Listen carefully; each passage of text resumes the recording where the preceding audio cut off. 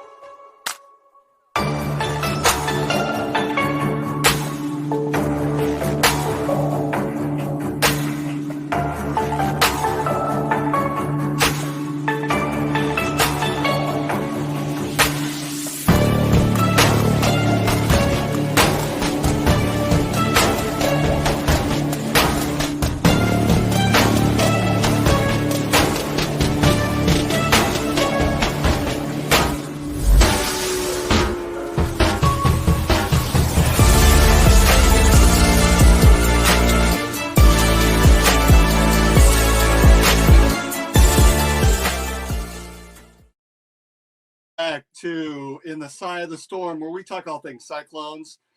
We are coming to you live from the Gravitate Co-working Studios. I'm Dave Larson, here with my Storm team partner and Cyclone great Marcus Spicer. How are you, Marcus? I'm doing well, Dave. How about yourself? I'm doing well too. I think Brett Curvey is going to be joining us here shortly. He had a prior commitment, and we will see him here shortly. Boy, a lot has happened, both from a football and basketball perspective. We know now our destination for the bowl game as we head down towards Memphis here next week already. We'll be heading down there live, doing a couple of shows starting on Wednesday. I think Chris and I are going to be trying to do something live anyway on our way down there with the Revelton road trip. Certainly looking forward to that. And the basketball team has been seeing some good things. They rebounded well from a couple of those losses in that tournament down in Orlando and have thumped Iowa, which was very good to see, and then have had a couple of solid wins following as we head into the Big 12 conference schedule coming up here in the next couple of weeks. Have you had a chance to catch any of those basketball games, Marcus, and any thoughts on how the team's been looking? Well, of course, I caught the one against Iowa. You know, I think I was tuned into that one before 2 hours before tip, but that was quite enjoyable. Definitely love seeing, us coming out and really putting it to those guys. That's the game that everyone has circled. There'll probably some more games on the calendar as well, but that one right there is one that we definitely look forward to. The guys play well. It's one of those games where everything can go really, really well, or it can go really, really bad for one or the other. And it was really, really good for us. So definitely love to see that. A lot of guys got a chance to get out there and see what that was about. And it was nothing better than beating that team down the street. Well, and Trey King has really, you can tell he's healthy. And I think as Trey King goes, and certainly as Taman Lipsey goes, I think those two are really going to be key components to the basketball team the rest of the way. Trey had been injured. I heard he had a tweaked ankle for several weeks, and I think that sort of limited his mobility down in Orlando. But really, since that tournament coming back, he's been a big difference maker on the offensive and defensive boards, and just I love how he plays. I love the passion that he shows. Reminds me a lot of you, similar position, but a little bit of a different player. You're more of a scorer, and he's more of just a presence and getting things done. Yeah, without a doubt. I'm definitely a Trey King fan. He's probably my favorite player on the team. Of course, I'm a big man, so I'm a big bias, but no doubt, working down in the lane, getting rebounds, backs, just doing the gritty work that needs to happen in order for the team to be successful. I had a good, teammate, a running mate, Stevie Johnson, who was just as strong as I was. He made it a lot easier for me and for us during the time that we were playing together. But, it's just, the big bias that I'm going to be in. I love seeing him out there. I love seeing him doing the things that he do to help the team win. But he's definitely my favorite player on the team. And then Taman Lipsey now has the all-time or the game record for steals in a game with 8. Nice. That's an impressive showing, and boy, he's really turned it on as well. Yeah, he's growing up right before our eyes. To see that we knew the talent and everything that he had coming in as a freshman. Little Rocky, his first year, was his freshman year, but that's to be expected. I'm not gonna act like everything was all peaches and creams for me when I first came and stepped into that grown man world. But as you get those games below your belt, definitely with that freshman year up under you, the next year you feel like you've gotten the reins a little bit of what's going on, and it's definitely a pleasure to see. We're getting into the most important time of the season, and we got to keep this thing going. Yeah, really looking forward to the Big 12 conference schedule. Probably the best conference for basketball in the entire nation. It'll be interesting to see how we stack up, and I think I'm a little bit disappointed we don't get a chance to play Kansas in Lawrence, but same token, I'm looking forward to seeing them in Ames and what the Hilton crowd will bring to the table. Yeah, I'll take him in Ames. I'd much rather have him in Ames if it's only. No, much rather play him in Ames. There's a lot of talk this week about KenPom ratings and the system by strength of schedule, but also how much you win by. And part of the reason why I think it's what you're seeing with TJ kind of running the score up a little bit. It's improving their KenPom rating, and they've been taking a hit on social media this week for it. But I think a lot of people don't then turn around and realize they have to turn around and play in the gauntlet that is the Big 12. Well, did TJ start taking the hit after that Iowa game? That was ran up pretty damn well.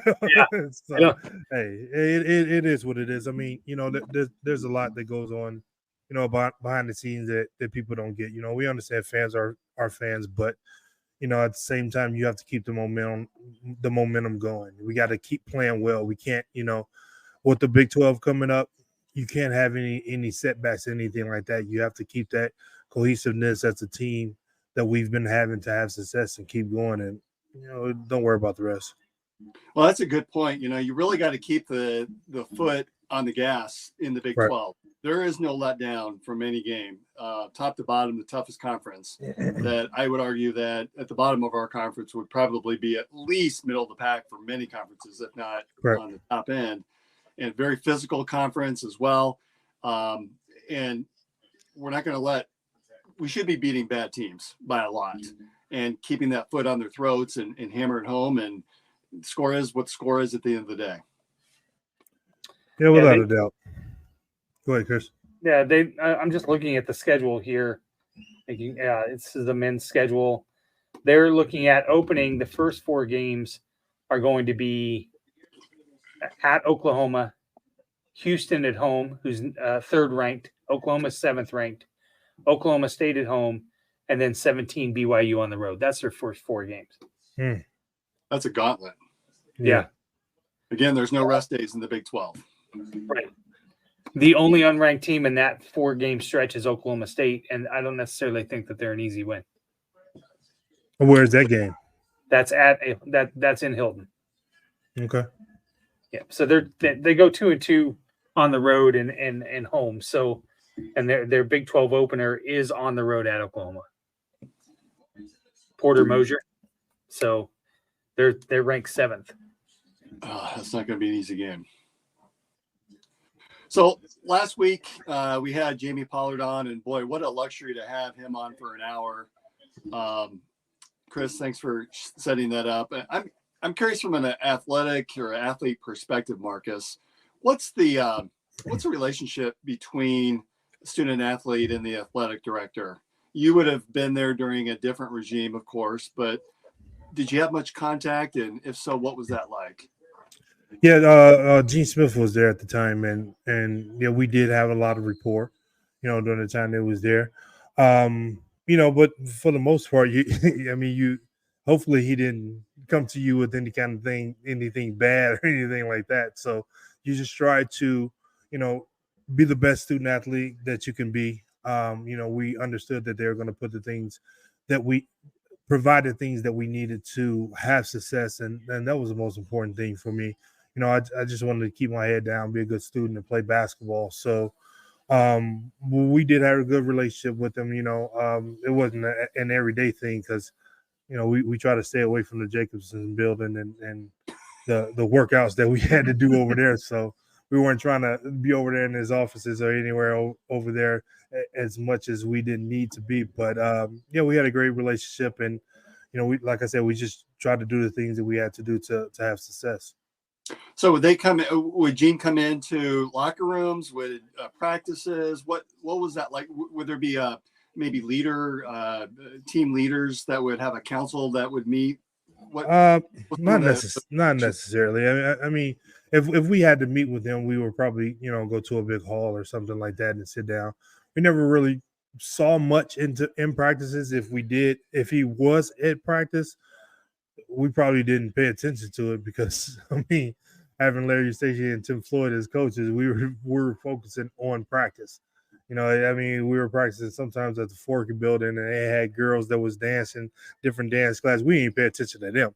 It was about basketball, So if Gene or someone else stepped into the gym, we had no recollection of it at all. But if we needed to, go over some different things or whatever to talk about, what was expected from the referees or what was expected through the NCAA, they would bring us over to the Jake building and, one of the halls and stuff that they had there at the time. And we would sit down and go over different things. But other than that, man, it was just straight, focus. Now, high school Dave would have seen girls coming in and dancing in the gym and would have had that distraction. I would have been exceptionally afraid of Coach Eustace if he caught us looking. So that was probably good by you to be focused on practice and not on anything going on. We wouldn't even look at the clock in practice. We're not looking at. Even going to the water fountain, it was one of the halls that the girls would be in there dancing, and in whatever class it was, or dance team or whatever. But man, we were straight to get the water, straight back to the gym, trying to get this over with. Like he always said, survive in practice. We had to survive it. Yeah. Well, there he is, Brent Curvey. Good to see you again, my friend. How are you? I'm good, man. How about yourself? We are doing well. We were just talking through a little bit of basketball, little hoops. I know you're going to miss that part of it, so I apologize on that. That's all good. What's up, Mark? What up, B? We're good. How about you? Man. Doing good, man. Doing good. Up. We were just talking about interactions with the athletic directors while as a student athlete at Iowa State. What were your interactions like? Few and far in between. I don't. If I'm being honest, I don't remember meeting any of them. I think my first interaction with Pollard was when Coach Mack had resigned, and then before that, they may have come and spoke to us or something like that, but I didn't. They didn't have a real reason to talk to me. I was low on the totem pole guy, you know what I mean? No, I don't know with a title like right.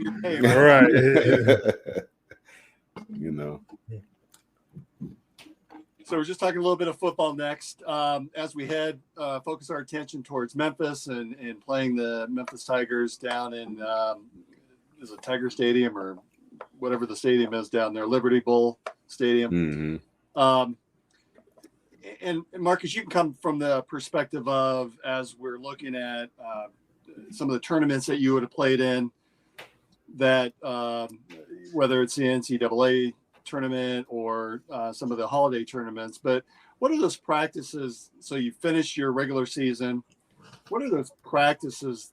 What do those look like for those athletes and for those players as they prepare for those bowl games? Torture. Because if there's no classes, students are there, and it's just you and the facility. Absolutely torture. There were a few like 2 days that and 3 days that we snuck up in there every once in a while. I remember it was either my freshman or my sophomore year. I can't recall because that's so long ago and during the time that it happened. But me and my roommate Paris Corner, was still one of my best friends in the world. We laughed about it not too long ago. But Barry Sanders was during the Thanksgiving game, and all those students are home. We're just there. We're in a hotel, and we had already had one practice that was tough, and we had another practice that was later that night. And so we were trying to watch the Lions game. Big Barry Sanders fans, and he was so far away from breaking the record. It was like, man, let's go to sleep. He's not going to break the record. And so we went to sleep, got like an hour and a half nap or whatever. When we woke up, he had broken the record. And he and I was mad because we was like, ain't no way in hell we thought he was going to break the record. But it was more important for us to get that sleep because we know we were about to go through in that practice. So during those times when it's just you and the facility, and we were practicing in the Hilton, so because the rest of the practice facilities and stuff that we practice in the rec or the Forker, they weren't open. The schools closed because all the students was gone. So to practice in the Hilton, it's huge, it's cold, no one is in there but you, and we hate it. And then it's the regulation size like court, like you okay with playing games on that, but you don't want to practice on that. Like that's. Man, that's Save the you worst a little bit. ever. Man, that's the worst ever. So a little bit more space to run in. It's definitely not fun for the guys at all. Definitely. What about you, Brett? You guys had a chance of playing a couple bowl games, didn't you? Yeah, we did. Echoed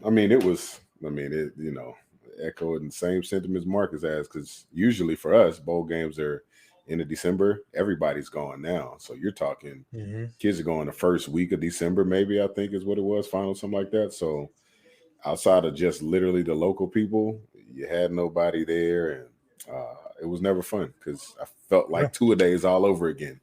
It's, it's like a meat party. And I was like, man, it'd be great if we had some other company out here, but just unfortunate. But it was, at the end of the day, we knew we were going somewhere else, you know what I'm saying? Yes. To kind of have fun and that sort of thing. But it was like 2 weeks of practice nonstop. You're like, bruh, it's here we get through this, man. It's like, let's get through it. But, it's cool the to be a part of. Hotel food, same foods over every and night. My God, every night.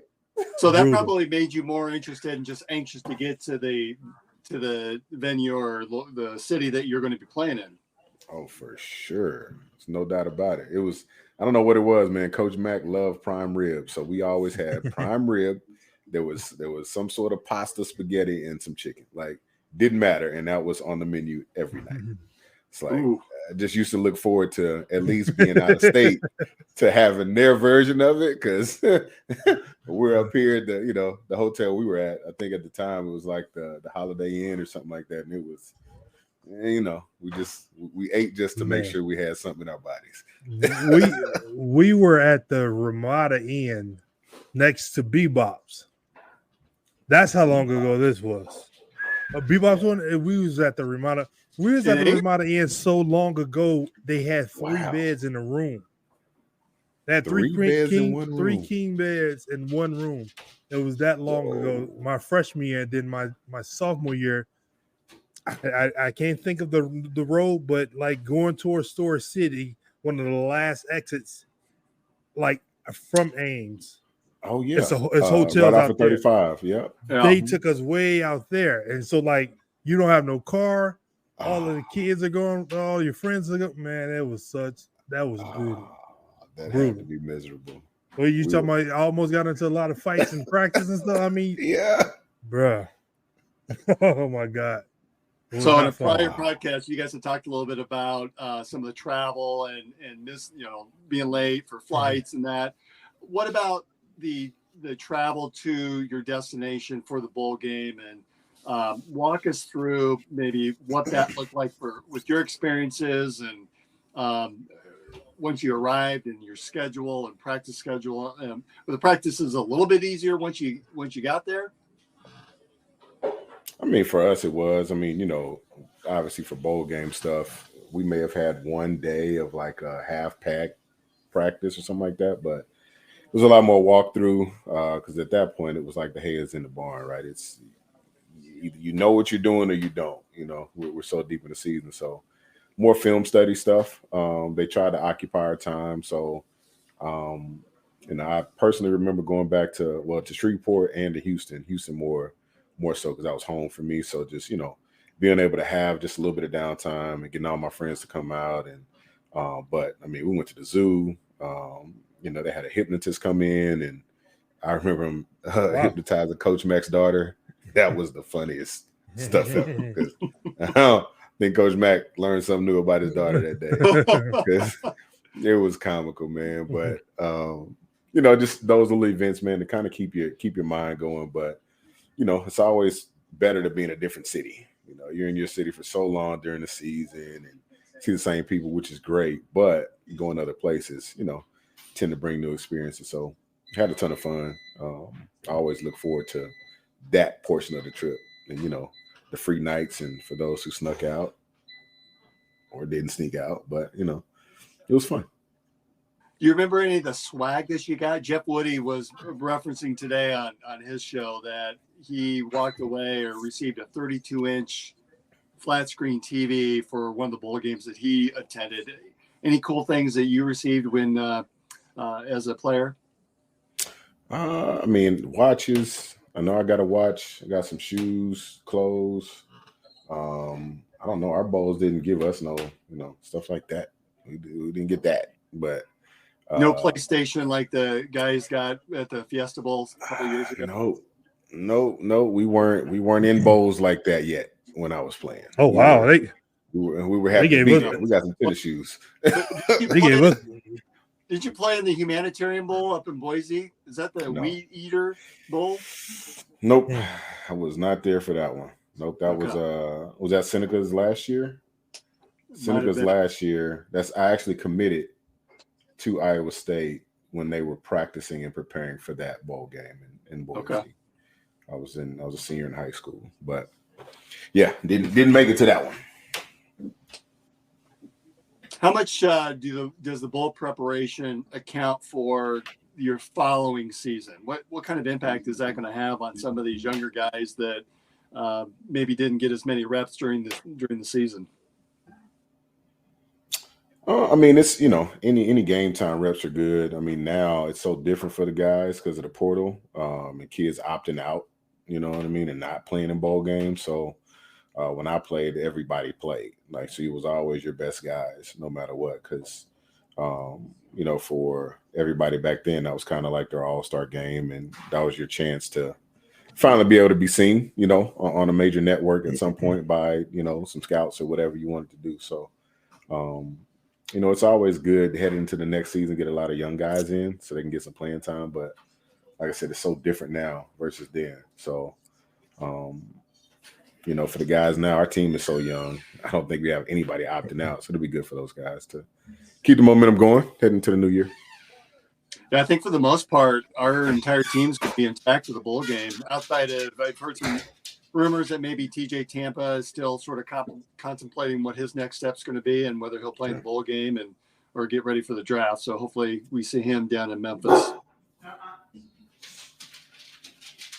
Marcus, how about you in terms of any of those tournaments that you may have gone to? I imagine you're probably flying in, flying out, or going in for a couple of games and flying back out. Did you have any opportunities to do any destination tours or visits at Disney World or anything like that?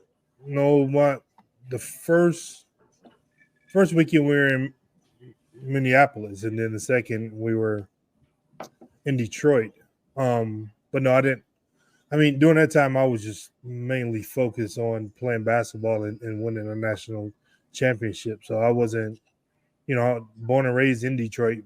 But when we went to Detroit, I wasn't even trying to go out then. In Minnesota, there was a mall right across the street that we can go across the street to get something to eat or something like that, or go to a shoe store, hang out in the mall for a little bit. But other than that, no, I really didn't try to focus on anything but winning. And that's basically it. Plus, I mean, it was cold as ever in both of those places, so. You weren't trying to go out and have fun then. You were just trying to do what you had to do to advance to the next city. Yeah. Brent, did you have any players that were sort of contemplating their next steps and deciding whether to play, or was it more common back then that, and I don't want to call you an old man, but times have changed a little bit where players now, they're thinking about that, right? They're thinking about their career after college and what that might look like. And so they're making some of these financial decisions. Were there any players on your teams that were faced with that? None at all. Like I was saying earlier, it's for us, everybody played. It was always our best guys. You know, if you were a starter, you played, whatever. But like I said, times have changed so much. So a lot of these guys are, you know, quite honestly, getting a chance to go play in senior bowls and do those things. And they're paying better attention to their bodies and themselves, right, than we did back then. It was one of those, it is what it is. We got to play. And that was the only way to get, you know, kind of recognized and noticed. So, no, never had a guy sit out, honestly. Everybody played because it was like our Super Bowl, right? It was a chance for us to get after it one more time. A lot of the seniors kind of sent them out on a high note. So, get that bling, man. Any predictions for the game on Saturday or on next week? I'm so used to saying Saturday, but the fact is it's a Friday game. Is it a Friday game? Why are we in Memphis? Is there a reason why that happened, or? So there's a pecking order for teams for the Big 12 Bowl Alliance. And so there's a certain pecking order of each of those bowls, and that's the one that we were either selected or assigned to, however you want to look at it. I think if you talk to Memphis and Liberty Bowl, I'm sure they're excited to have us because they know that we travel very well. And well, Jamie last week had said that ticket sales were a little bit slower than in prior years. 5 years ago when we were down there, it was literally, I mean, the stadium was packed, and I cannot overemphasize that enough. It was packed. Literally, it was split right down the middle. You could see the dividing line between Memphis fans and Iowa State fans. So that's the bowl we were going to. I think a lot of Iowa State fans are pretty excited to be able to have a chance to go there because it's a drivable. Weather is starting to shape up a little bit, and I think the forecast right now is mid-50s kickoff, and so it should be a great game. The last time we were down there, it was probably the coldest Liberty Bowl game ever. I think the high temperature that day was probably the lower 20s. It was pretty cold then. Damn. No thanks. Yeah, I don't miss that. Yeah. At all. Nothing worse than going to a quote warm weather site and then having to layer on all these additional clothes and hand warmers with you. Right. Yeah, I'll take my street report in Houston any day of the week at that time of year. You said that, Brent, but there was a year it was the Alabama game. We went down there for that was a cold game too. Yeah. How long ago was that? That was in 01, wasn't it? Yeah. 2001. Oh, yeah. Sure was. Okay. Yeah.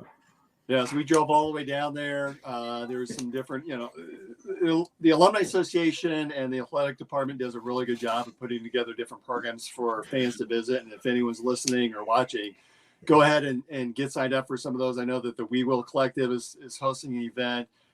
Cyclone Fanatic is hosting an event.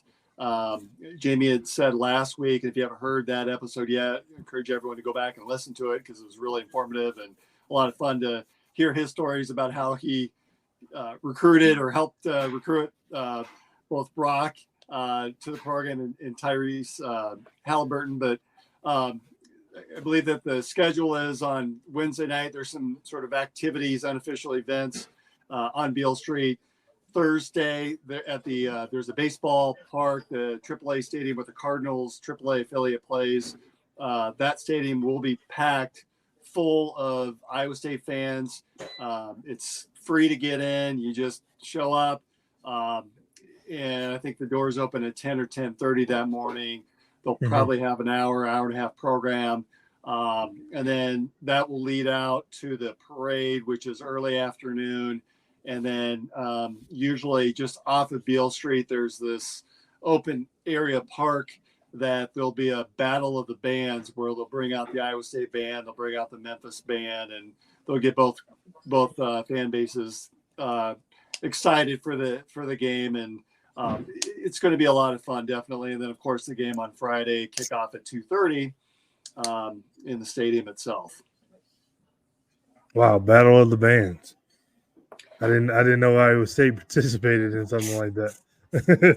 I don't know if they call it Battle of the Bands, but that's more Grambling State University. I was going to say it's not the same. It's not the same. No, it's not quite. No, it's not quite the voice. It's just all the band. Not the Ocean of Soul and not the no. None of that. No. And I'm sure the players, a couple the captains, if not the entire team, will make an appearance as well. So they'll, as you're familiar with Brad, they'll, they want to keep you guys on a schedule and make sure that you're well rested for the game. But same token, you're deserving. Those players are deserving in some of the accolades and some of the cheers that we as fans want to give to them and show some appreciation for their efforts throughout the year and giving us a chance to go to Memphis and cheer them on in a bowl game. Mm-hmm. Absolutely. All right. So predictions for the game. Score predictions. Let's see. Let's go 27-13. Good guys. Yeah. That's always hard for me to do. I hadn't seen Memphis play this year. So, I mean, of course, I definitely want the victory. It's hard to do score predictions for me. I just want the dub. That's it. Don't matter. Just one more than the other guy. That's right. If it's 2-0, we'll take that win. It sounds like an Iowa fan. Hey, 2-0. Hey, I'm going to say 31-20. From what I understand, Memphis's quarterback is a pretty dynamic thrower and runner, and really the offense centers around him. And I think that our defense does a really good job with those types of quarterbacks. Typically, we do a really good job with our linebacking crew to shadow those type of athletes that are at the quarterback position. And I think that our offense has been on a roll and we'll continue that. And I think we'll control the ball for most of the game. And I think we'll come out ahead. That's all I want, the dub. That's it. Totally agree. All right, so we're going to go hear a word from our sponsor, and then I want to come back and talk a little bit about some of the other bowl games that are going on with the New Year's Six Bowls and get your thoughts. If Marcus, I know you're a big Michigan fan. So we'll come back on the other side and hear you guys' thoughts on the other games that will be played here coming up in the next couple of weeks. Why take the best corn in the world and make it into fuel when you could make it into whiskey? That's the question that launched Revelton, Iowa's most visible and fastest growing distillery. Owners Rob and Christy Taylor embrace the grain-to-glass philosophy, sourcing ingredients locally and overseeing on-premises production and bottling at their facility in Osceola. One sip, and you'll agree that Revelton's handcrafted whiskeys, gins, and vodkas are the best you've ever tasted. And with the launch of their rye whiskey, made with 100% Iowa-grown rye and corn, and their new bourbon coming soon, there's more Revelton to love than ever. Iowa's own Revelton Distillery.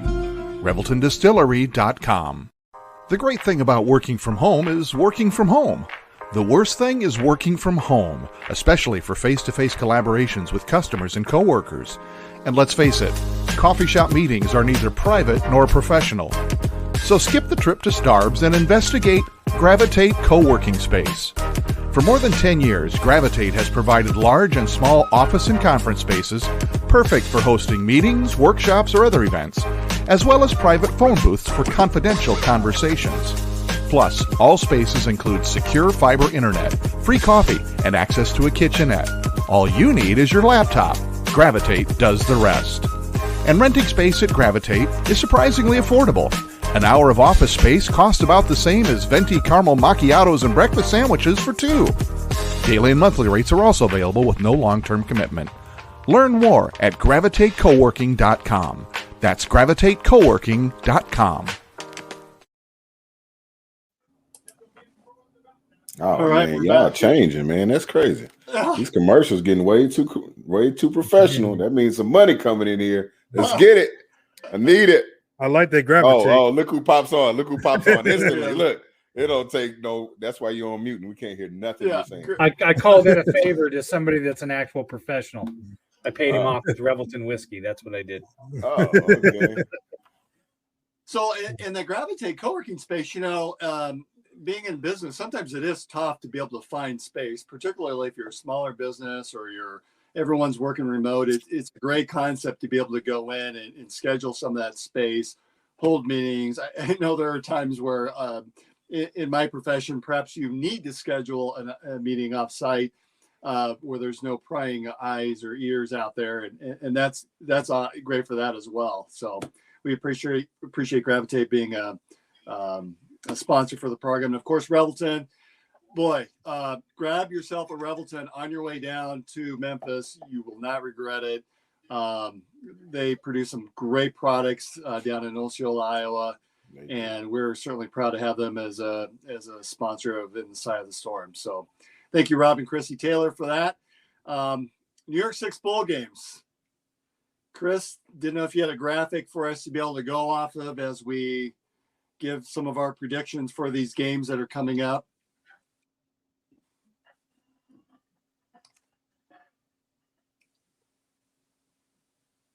And Chris decides to be quiet. Hold on. Okay. All right. So we'll get things going here, but we sort of teed this up for you, Marcus, a little bit, but Michigan, Alabama. I think that's one of the headliners. And I thought it was fascinating when they announced the teams. You could just hear the life sucked out of the Michigan Wolverines when they heard it was Alabama that they were having to play. Well, I mean, that's an ultimate test, to face a team like Alabama. But if you get across that hurdle, then okay, we are what we've expected or believe we've been all year long. So I'm excited. I'm looking forward to it. I think a lot of my family knew that if it wasn't going to be Iowa State, it probably would have been Michigan. Being from Michigan, Wolverines fan, growing up all my life, things like that. So being so close to home, but it's definitely one of my favorite football teams. I'm definitely going to be rooting for them once that bowl game come, and I personally got them, winning it all. I really looking forward to, Coach Harbaugh really getting across that hump. He's done some great things, and some people may think he hadn't done some great things there at Michigan, but to get that program back to where it's used to being. I remember when I was in a little kid growing up in Detroit, my older brother played high school football with one of the Michigan greats, Tyrone Wheatley. So since then, I was always, Michigan, and it was just a different direction for me once it was time for me to choose my university, which through and through, without my heart, inside my heart, I feel like I made the correct choice. So I definitely, don't feel no ill will about that. But if it wasn't, I would say it probably would have made his way back to Michigan. Okay, so you're taking the homer pick, going with the Michigan Wolverines. Yep. Brent, what about you? I'm gonna be honest. I don't know. I'll say this though: the winner of that game will win it all, in my opinion. I think Washington is playing really well. Had a couple cliffhangers, and then I watched Texas, and they've been doing well. But it's all about the team that gets hot at the end, and Alabama got hot and started figuring it out and started playing a little better. So, I'd be honest. Well, I take that back. I have to go with Bama. So, and that's simply because it's tough to bet against Saban. You know what I mean? Like, a winning pedigree accounts for a lot. And when you go and play in these big time games where you have to win, these type of games, put a lot of stress on guys who aren't really ready for that limelight. And not to say Harbaugh is not, but it's hard to go against Saban because that dude is a true winner. And I got to root for the young guy, Caden Proctor. So the young Iowa boy out there doing his thing as a true freshman starting for Alabama, and he's come along so well. I got to go Bama, man. You had a nice tweet a couple of weeks ago, just reminding everybody of how far he's come and don't count him out. And sure enough, he's showing some value there because he's still a true freshman, isn't he? Yeah, he's a true freshman. He was just playing down here for a championship last year, state title last year. So yeah, I'm with you. I'm going with Alabama. And the reason for that is I think they've got a chip on their shoulder. I think they've heard the naysayers all season long. I agree. They've gotten hot. I'm not sold on Michigan and the Big 10 in particular. I'm just not a Big 10 guy anymore. It feels like an inferior conference. I don't know that Michigan's schedule outside of Ohio State. I don't think Penn State was all that. I don't think the rest of their schedule was particularly great. And so I'm gonna pick Alabama to win as well, which means Michigan will probably blow them out. All right, Texas, Washington. I'm gonna start there. I would agree. I think Texas is gonna win. You talk about being hot, Brent. That's probably one of the hottest teams in the country as well. And they came out in that Big 12 championship game and looked incredible. I think they too have a chip on their shoulder. And not taking anything away from Washington, but I think Texas has all the key skills at every key position, including up front. And I think they're just going to control that game top to bottom, and they're going to win out on that game. You guys' thoughts? Well, like you said, Texas played really well in the end. The Big 12 team, so I'm going to be definitely rooting for them for being in the Big 12 currently right now. But it just seems like those games, Washington games, were a little too close for me, pretty much all year long. Nothing against them. I mean, the quarterback played extremely well all year long. But when it comes down to this time, it's always going to be, we thought TCU was ready for, the challenge last year, and we saw what happened with that. So, hopefully we don't get any games like that this year in the playoffs. We're definitely looking for some good games. As I look at the schedule now, I didn't even know Ole Miss and Penn State was that high in terms of getting in, the 6 bowl games. But I'm looking forward to it to see, the outcome of that Washington Texas game. But like you said, they played extremely well down the stretch, and once you learn how to grind those type games out, then the momentum is definitely rolling with you. Brent, any predictions for Texas, Washington for you? He's having technical difficulties. Yeah, he said he couldn't hear. I don't know if his headphones got unplugged. I'm reading here, Denny, you were asking a great question. What's your opinion on the sign stealing and should Michigan still be in the hunt? Marcus, let's have you take that one. Well, I mean, what really came of that, or what was the situation with it? I mean, he was suspended. Well, he was suspended because he's the captain of the ship. He's not going to, not take responsibility of it all. So, I mean, I still to this day don't know what really took place. I know, a coach was fired or a coach resigned or, the player still was there. So we don't know exactly what occurred. I think if some of the players saw what was going on and it was actually that, then they would probably felt, they wouldn't. I felt like they wouldn't have had his back as much if it was exactly what, the masses assume or think it is. If it's something a little bit different, then, the players are going to respond a little bit different. So, I remember some stuff was going on like in the NFL, and a couple of guys had a podcast. I forget who the guys were. And it was like some science stealing and stuff. And then, I think it was with Josh McDaniels when he was a coach somewhere. And he was doing some science stealing or something like that. And the guys was like, I knew we weren't that good because his thing just didn't seem right.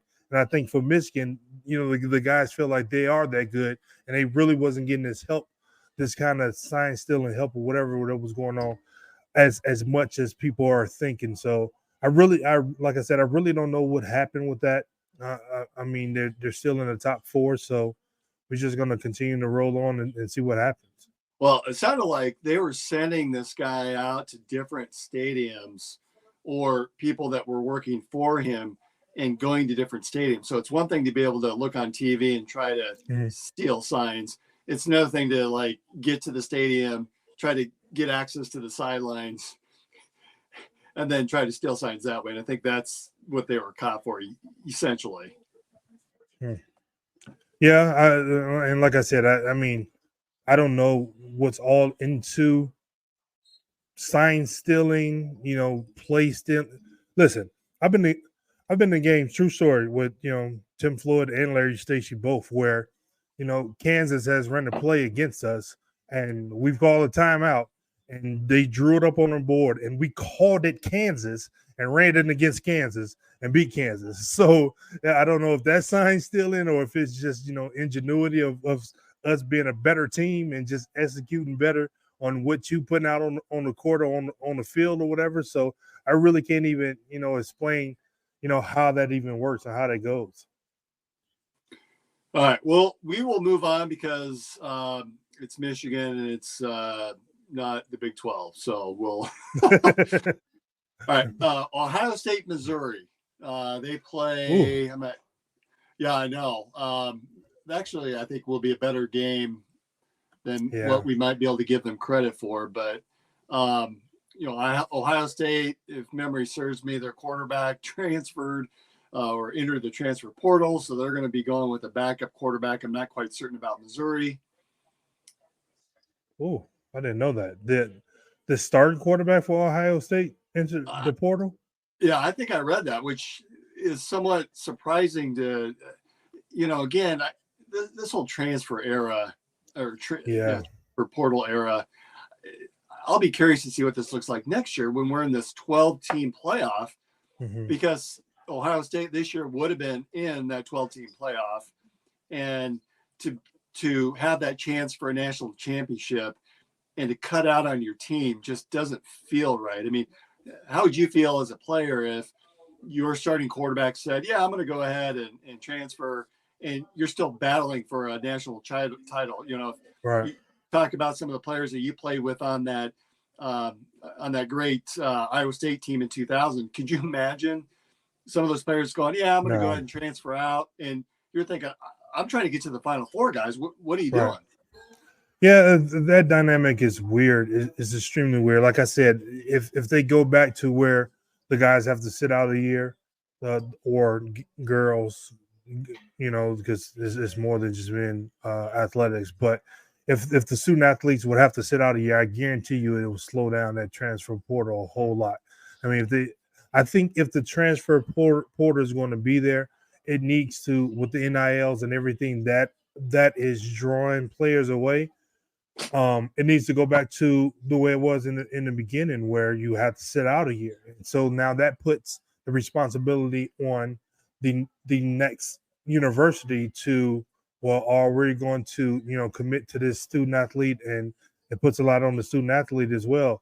Am I going to sit out that year in order to get that playing time back? I don't care if you let them remain with that eligibility, but I mean, make them sit at least 1 year, because it's getting ridiculous right now. Yeah. So I'm gonna say Ohio State. I don't feel good about it, but I'm gonna come back to that chip on the shoulder. I think they're pissed that they lost that Big 10 championship game to Michigan. I think they want to come out and prove something. Not, to be honest, I haven't really seen Missouri play, but I just feel better about those teams that have something to prove. Yeah, but Missouri always have tough teams, and to be, in this top 12, or however many, what is it, 12? Yeah, 12 teams.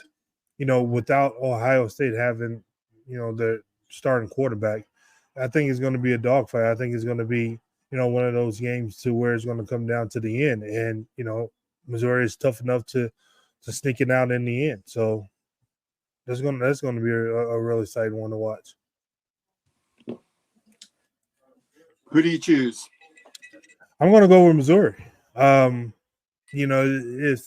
kind of like the Florida State thing.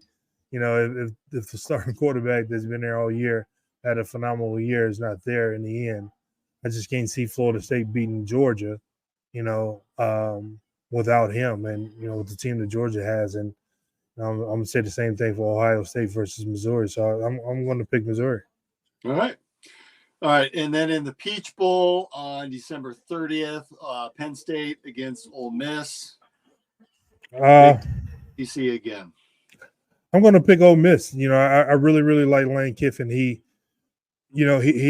a funny guy. He's definitely a funny guy, but he knows football. He's one of those, younger coaches that, who worked his way through the ranks and things like that, but he knows football, and he has really turned that program around. Those guys love him down there, and they love playing, hard for him, and I think Ole Miss is going to pull that one out. All right, I'm going against you. I'm going to go Penn State. I'm not a huge Penn State fan, but Lane Kiffin for me is a guy that he can build a program. I think he can see some success. I just don't know that he's a bowl game coach. So that's where I'm gonna choose Penn State. Well, I mean, he either got to be one or he's not going to be one. So if he hadn't had much success before, it's time for him to start having success now. So I think that ball club down there, he's really built that team into being competitors the last couple of years, and they're being rewarded in one of these New Year games. All right, our next game is Florida State, Georgia in the Orange Bowl.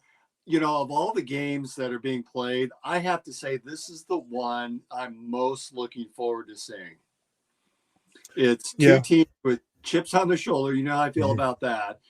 Florida State is angry. They want to be there. However, they're missing a ton of players that have either entered the transfer portal or declared for the draft. I'll be curious to see how they react. If I were to bet money, I'm going to say Georgia, but this is a game I really want to see. I'm going to say Georgia. To lose that game against Alabama and didn't fall out of the top four, something that I think is a bigger chip, with them versus, Florida State and not having so many players in their QB1. So, I think they're going to pretty much steamroll them and make that point that, they should have been still in the top four, even though they lost to Alabama late into the season. Then the last game on the docket for us, the Fiesta Bowl played on Monday, January 1st down in Arizona. Of course, our Iowa State Cyclones were there in 2000, 2001. Oregon, Liberty. Liberty's a good feel good story, but I got to pick Oregon in the Pac-12. Yeah, the same. Bo Nix is definitely, has led that team to, great success this year. They had a couple tough losses throughout the year, but I mean that's how it is in college football. You're gonna have to match up against some of the top teams. It's going to go one way or the other. They're still in one of the top games of the year, and I just think the two different programs is just tops and bottoms of what to expect for those two programs. You love the story of what Liberty has done all year long. Congratulations to them without a doubt. But when they step out there with that Oregon team, I think it's going to be a tough game for them. Any predictions for you? And there's a school out east. I can't remember their name.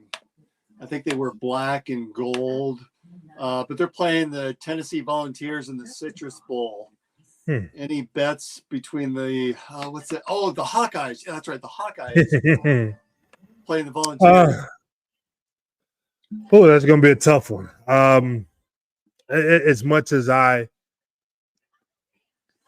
think Tennessee is going to win. I think Iowa has had a hard time moving the ball this year, scoring points. We've seen that. Defensive has always been stellar for them, but just being able to move the ball has been an issue. Maybe they've got some rest in the last couple of weeks, or whatever that could help. But I think Tennessee is going to pull that one out. I'm going to go Iowa on this one. It just, they continue to win ugly. They play ugly. I think they want to win out, and I think it's an ugly scoring game. I like 17-15, something weird. But I think Iowa pulls this out somehow, some way. They find a way.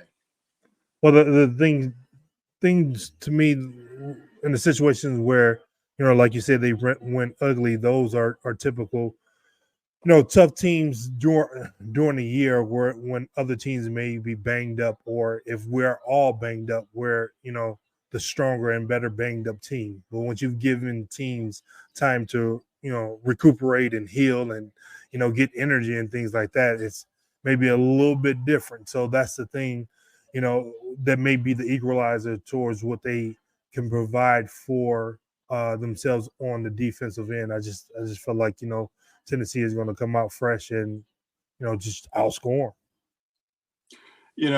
I can hear your former playing days at Iowa State, because your team's kind of played that way, low scoring, very physical, just tended to beat people up and always found a way to win, right? Yeah. I remember, telling someone the other day, like the game down in Kansas, like during those times, I really didn't focus on scoring or anything like that. It was just the mentality that we had to have as a whole entire team, and what we're going to have to do. If the double team or the triple team or the quadruple team was coming, I had to be willing enough to be mentally focused to move the ball and trust Contrail and Mike and, Jamal and Stevie and everyone else that was out there to make a play. And those are the type of games that when you get this far into the season, you have to be disciplined enough for it. I remember watching, I guess clips of it not too long ago, and I think I had like 3 or 4 dunks in that game, and I just don't even remember them because, like, in games like that, dunks are far and few in between. And I think, like, in the second half, like on my third dunk, I heard the announcer say, Pfizer with 9 points, and we were in the second half, and at that time, I'm leading the conference in scoring, but it was not even a focus. Oh, I got to score. Like, it just came in a situation where Jamal had penetrated and, the defense helped over and he dropped it to me. And it was just that time and that point where I can get up and dunk the ball, and it's feet on the ground, running back on defense. It's just that kind of focus that you got to have in these type games. And if you don't focus that hard, then, just a little during that game, we were down by a lot in the last, and then Jamal got a couple steals, and then that changed the whole momentum. And before you know it, we were down 1, and the rest is history once we took the lead. And these are the type of games that you look forward to playing in. Well, yeah, when that defense is suffocating the offense, that can be very frustrating, and it is. Actually provide more energy to your offense because they know they've got a phenomenal defense back there supporting them. And that's kind of how I see Iowa, is that defense is so good, and I think that they want to win and send out Brian Ferentz as a winner. And I think that they love Coach Ferentz, and I see that defense cranking it up again, and the offense doing just enough and probably getting a defensive score somehow. So that's sort of how I see the Iowa game turn out. Well, but we shall see. Yeah. Hey, before we jump into some of the funny games with some Christmas, and we'll talk a little bit about our favorite Christmas movies, but did you see that Deion Sanders was named the Sports Illustrated Sports Person of the Year? No, I didn't. He was. I think I was a little bit surprised by that. They won a whole 4 games at Colorado, and I would argue that both coaches in Iowa had a better coaching job than Deion Sanders did in Colorado. And I get that Deion has a show on Amazon Prime and Matt Campbell does not, but you look at coaching jobs, and we had players that were suspended due to some weird gambling allegations that they decided to pick on just those athletes on our teams. and had some players that were injured, and just we ended up in a bowl, and we lost to stinking Ohio early in the year. Now Ohio ended up winning. I think they ended up winning 10 games in a bowl game, so they ended up being a pretty good MAC team at the end of the day. But I would argue that our coaches did a better job than Deion Sanders. Yeah, but we're living in a world where everything is click this, click that, like this, like that. Ads. So it's one of those things that is going to bring in and draw an attention, to a different situation. It's a feel good story. Him coming from his background and being at Jackson State and now at Colorado, where they won one game the year before. And now to win 4 games was, a big deal for them. So now they're continuously building. So you got to keep that momentum. And like I said, I didn't hear anything about it. Congratulations to him or whoever else was nominated and things like that. But, it's just a situation of the world and how things go in terms of, social media and, the media and all of that. It's not surprising. A lot of players or a lot of coaches who should be in positions to win it may be overlooked, but we're going to keep trucking along and continue to have our success and wish them the best at Colorado as well. Yeah, I'm looking forward to them rejoining the Big 12, yeah. The old Big 8, but rejoining the conference and being able to face them, and hopefully Deion is still there when we have a chance to play them in football.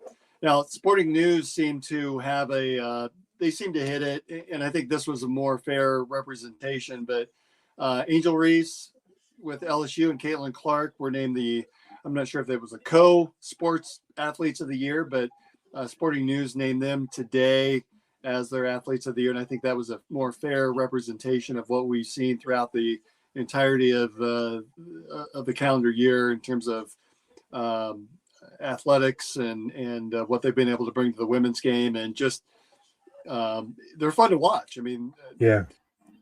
And I know that they can be polarizing players on both sides of the spectrum, but at the end of the day, you want to watch them play.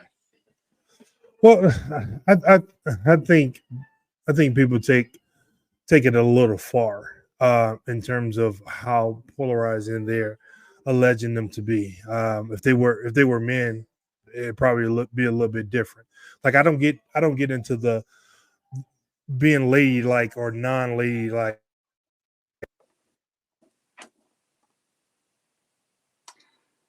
Hey Marcus, I think you've been put on mute. Hello? There you go. Yeah, there we go.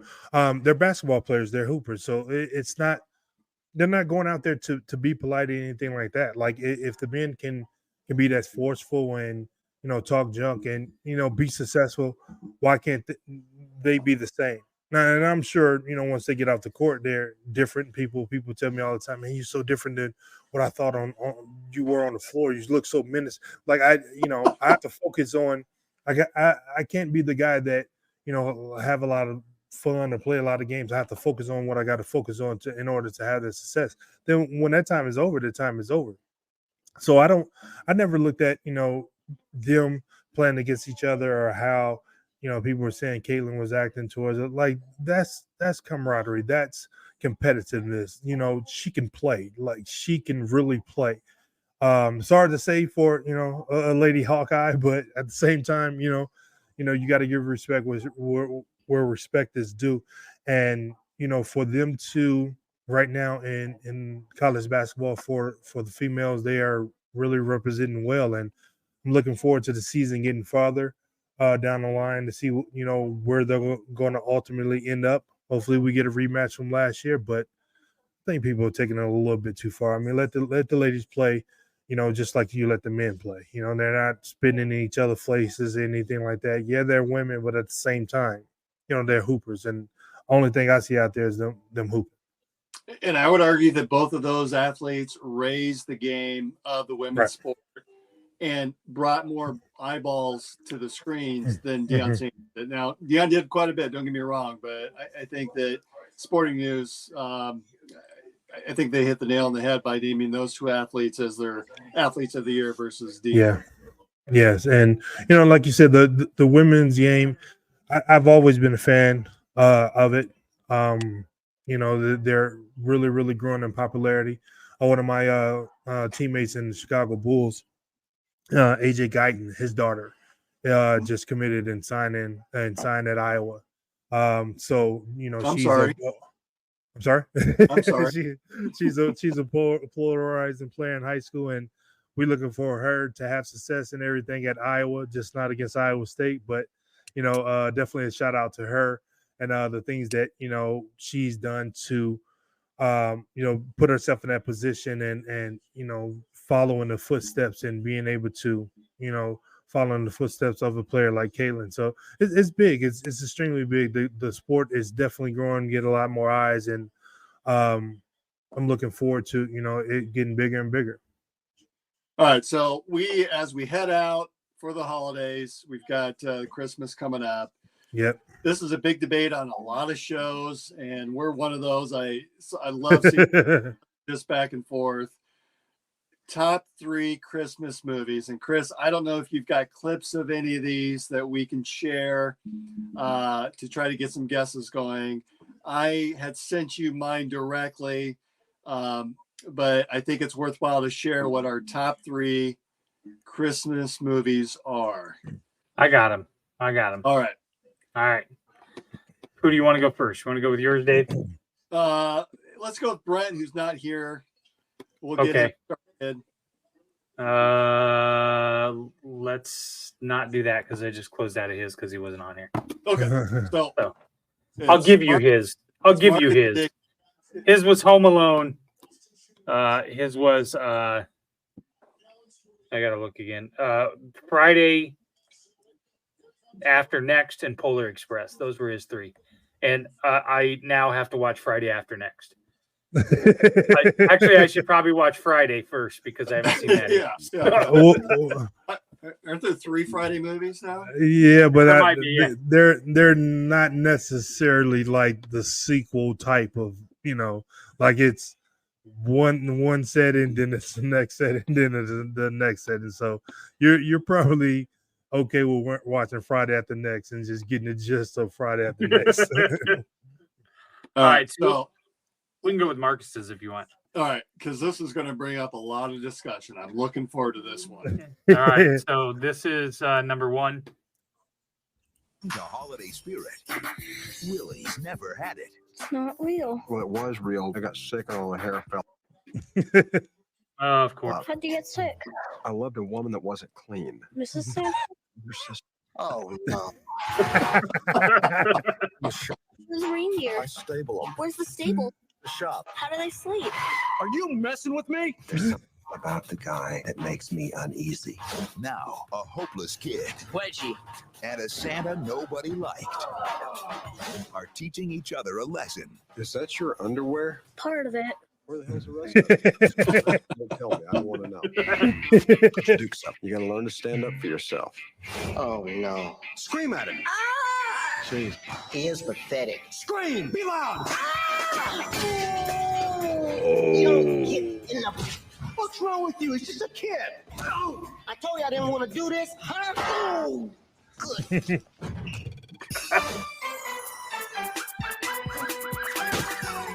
The naughtiest guy in town just might discover He's a really sweet kid, isn't he? Yeah, I guess so. how to be nice. Good night, Santa. Good night, Mrs. Santa's sister.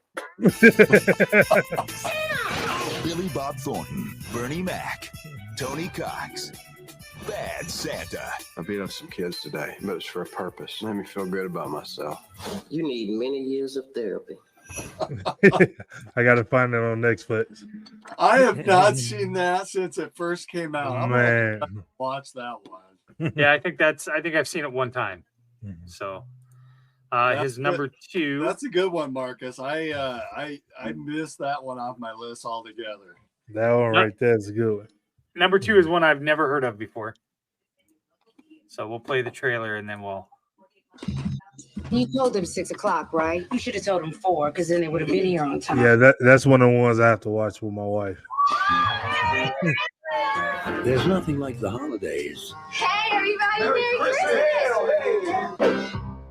You got a name, Holmes?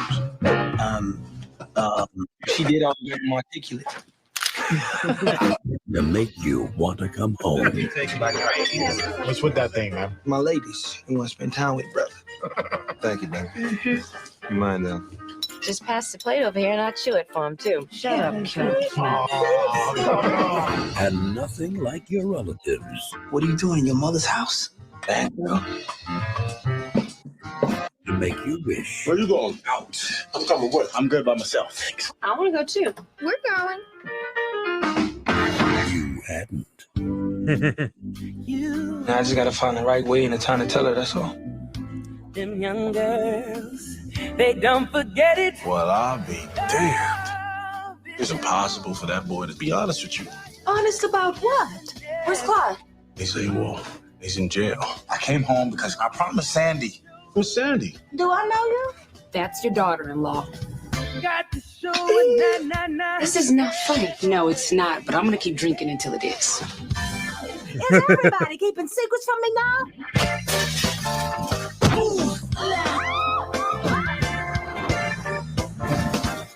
Sit up when I'm talking to you.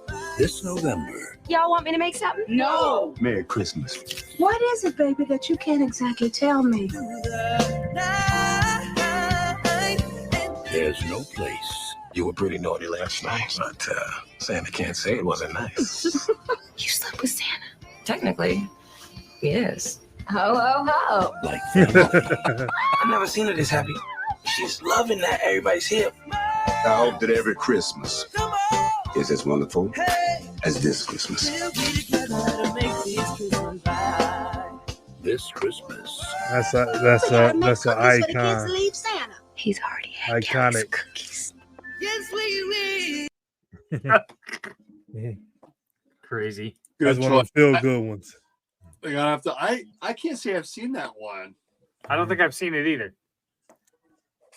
Okay. That looked fun though. Number 3 is probably my top one. There we go. The big. It's Christmas Eve in LA, California. Is Daddy coming home soon? Well, we'll see what Santa and Mommy can do, okay? And New York cop John McClane has come to see his wife. I missed you. Instead,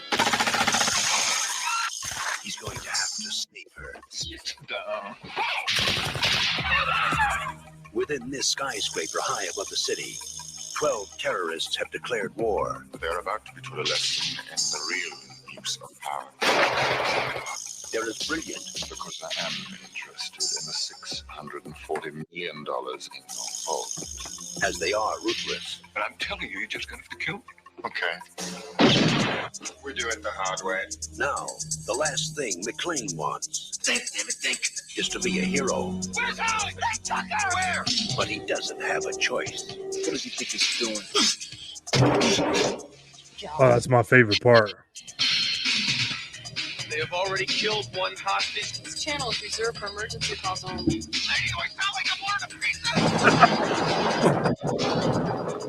inside? Who is he? Who are you then? You are most troublesome for a security guard.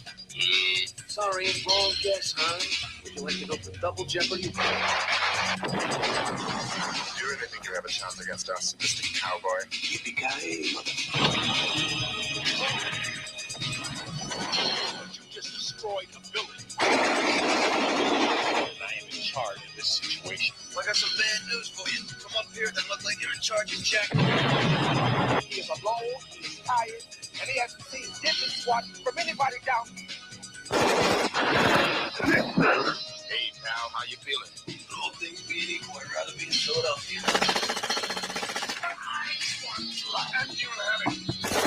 Only John can drive somebody that crazy.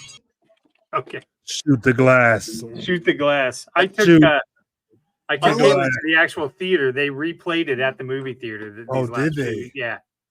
So I love the debate over Die Hard being a Christmas movie. Of course, it's a Christmas movie.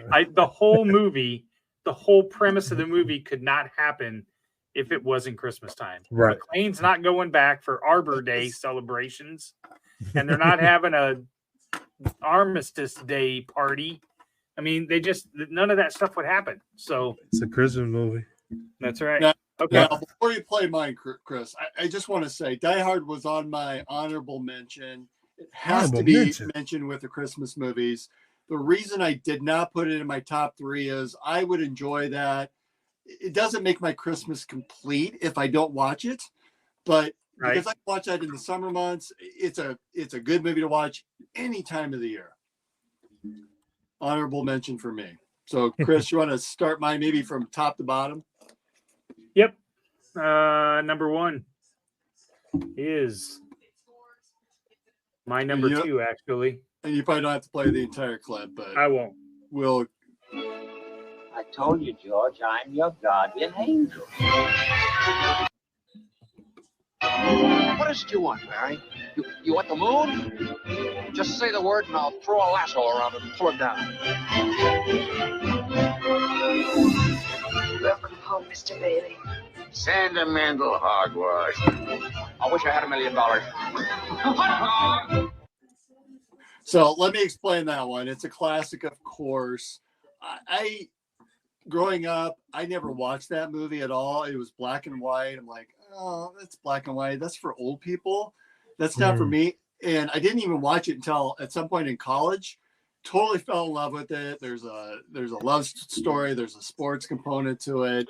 There's a redemption piece. There's that look back of what my life could have been like. It's the way movies are supposed to be made. Tells a great story, and at the end, everything's wrapped up in a bow. So all-time favorite Christmas movie. If I don't watch it during Christmas, Christmas didn't occur in my house. Nice. I watched it every year with my dad, and now Caitlin and I watch it every year on Christmas Eve. So it's probably my top 2. So believe it or not, the next one I absolutely cannot stand, but Dave picked it as his number 2.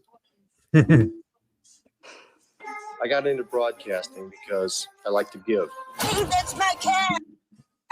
Sometimes I find myself hurting from giving too much. Fire these people. But it's Christmas. Baham. You are going to be visited by 3 ghosts. Expect the first one. Look at his face. Now, tomorrow's bad for me, Lou. I'm the ghost.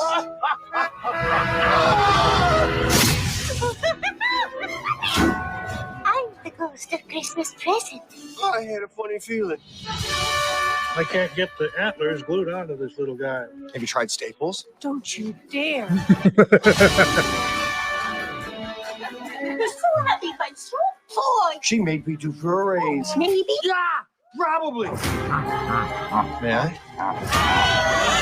Oh, I'm having the weirdest day. So that's coming. Obviously it's a Christmas Carol, taking it into a more modern time. It's Bill Murray at the height of his, stardom. He had done Caddyshack. He had done, or was pretty close to the movie with Groundhog Day, which is probably one of his best movies. So definitely, it's not one I have to watch every year, but it's definitely one that if it's on during Christmas, I enjoy watching it. Okay, number 3 is probably an all-time classic. Got to keep it. And the movie's not that old. We're calling it 20 years. 20 years. Okay. Oh, it's not a costume. I'm an elf. Oh. Well, technically I'm a human, but I was raised by elves. New Line Cinema presents the story of one elf who's coming home for Christmas. Boy, can't wait to see my dad. We're going to go ice skating and eat sugar plums. Wham. Sorry. Now, I think someone sent you a Christmas gram. Dad! We should call security. Good idea. I like to whisper too. Buddy's experiencing a world he never knew existed. But he's your son. What am I going to do? He's certifiably insane. Discovering what it takes to fit in. And going where no elf has gone before. What he needs is to be nurtured. Bring him home. Introduce him to Emily and Michael. How long do you think you'll be with us? I was thinking like forever.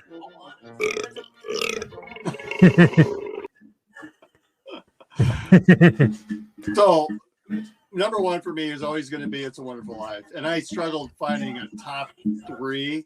So, it was Scrooge and Elf, but I've got honorable mention, obviously, the classic Christmas Vacation. Another sort of sneaky one that I would recommend is The Family Man. It's a little bit of a It's a Wonderful Life type of look back of what my life would have been like. It has Nicolas Cage in it, so if you're looking for another pick, that's a pretty fun movie to watch. When I went to Google other movies, Trading Places came up, and I thought, oh, that's a great movie. I don't think of it as a Christmas movie, but that's a fun one to watch too. I'll give you a dark horse one that I stumbled upon 3 years ago. I watch it every year, and I've already watched it twice this year. And if you grew up in the 80s like me, Dave, Marcus, you're a little younger than we are. This will really bring back some memories here. Yeah, Marcus Neves doesn't feel young. Dutch, not at all. Is the story of mine. Okay. And they have baseballs on them. I see that. No, not those. Nintendo. A maze of rubber wiring and electronic intelligence so advanced it was deemed not a video game, but an 8-bit entertainment system. 8-bit. No Nintendo in my house. I second that. Looks like a no-go on Nintendo. I needed a Christmas miracle. The year was 1987, or was it 88? Super Bowl was in 86. Okay, does it really matter, Dad? Okay. The year was the late 80s. I was 11 years old. Did you wear a helmet? Yeah, we always wore helmets in the 80s. Me and my friends would do anything just to play one. Any of you huddle masters want to play? What have you brought me? I got a goldfish! Untraceable cash money! It's the final countdown. One thing became clear. I needed to get my own. This is bigger than Christmas. The final countdown. This is our Vietnam. I don't think that means what you think it means. I have no idea what it means. We're gonna get in so much trouble. Sometimes during Christmas, just when you think that all hope is lost, something magical happens. Sold out in 20 minutes. Suddenly, one woman punched her grandma right in the throat. Same thing. Are you making all this up? No way. Did you guys hear in the reselling contest? First prize is a brand new Nintendo Entertainment System. I'm gonna kill you. Hold on. There are no rules. That Nintendo's mine. What do you want? Wanna buy a wreath? Ma, this kid thinks your wreath sucks. Video games have been doing all kinds of strange things to children.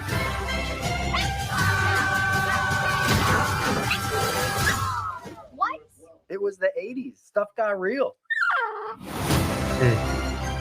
Red Dog, this is Bluebird. This is Rainbow 1. What happened to Red Dog? I changed it. We're allowed to change names now.